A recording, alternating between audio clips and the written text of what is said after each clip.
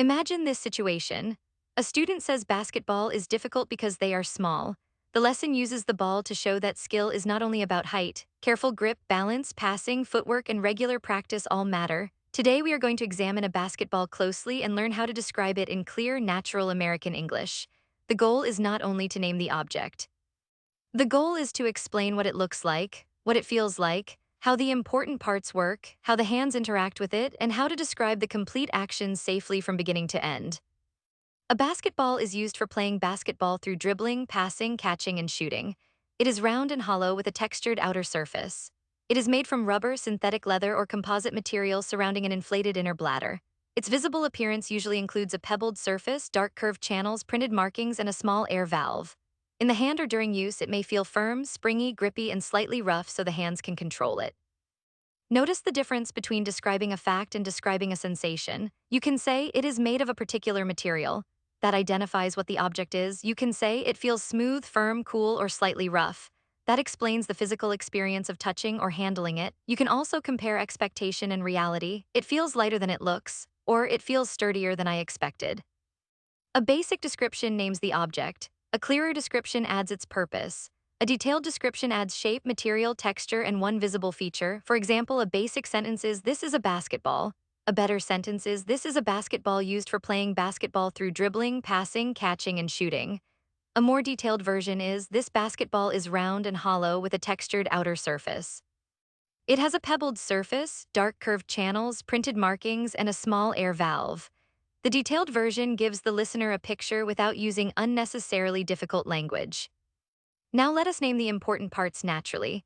The main parts include outer cover, pebbled surface, channels or grooves, air valve, and panels. Do not simply memorize the labels. Connect each part to its position and function. Ask yourself, where is it? What does it look like? What does it do? Which part does the hand touch? This turns passive vocabulary into usable speaking language. Precise verbs make the explanation much clearer.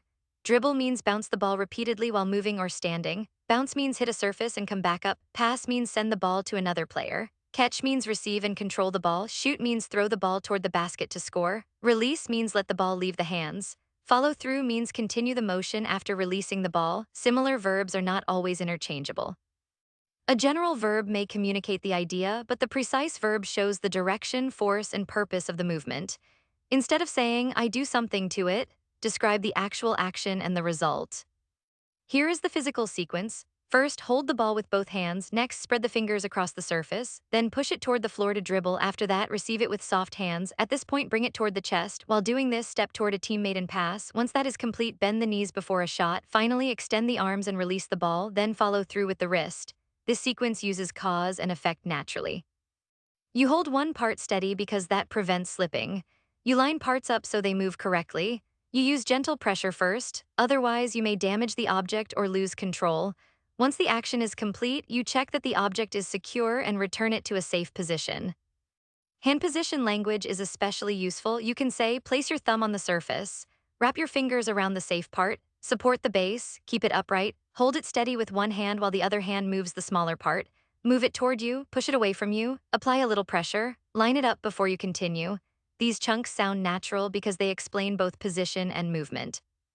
Safety is part of a complete description. Play on a clear court with suitable shoes. Keep your head up while dribbling, avoid pushing other players, and use controlled passes. Stop if the surface is wet or unsafe. A strong English explanation does not only tell someone what to do, it also explains why. Use phrases such as, "This prevents damage." That way it will not slip. Keep your fingers away from the unsafe part. Do not force it if it feels stuck. Make sure it is secure before you continue. Let us upgrade the language step by step. A simple version is, "I use it." A clearer version is, "I hold it and move the correct part." A stronger version is, "I hold the main body steady with one hand and use the other hand to control the moving part." A detailed version adds direction and result. "I line it up carefully, apply gentle pressure, and continue until it moves into the correct position." This is the kind of development that helps with PET and FCE speaking because it combines accuracy, sequence, and detail. Natural spoken English also uses short cause-and effect chunks. "I keep it steady because I do not want it to slip." "I move slowly so I can stay in control." "I check the position before I continue." "Once it is secure, I finish the action." "While I am using it, I watch the moving parts." "After I finish, I put it back in place."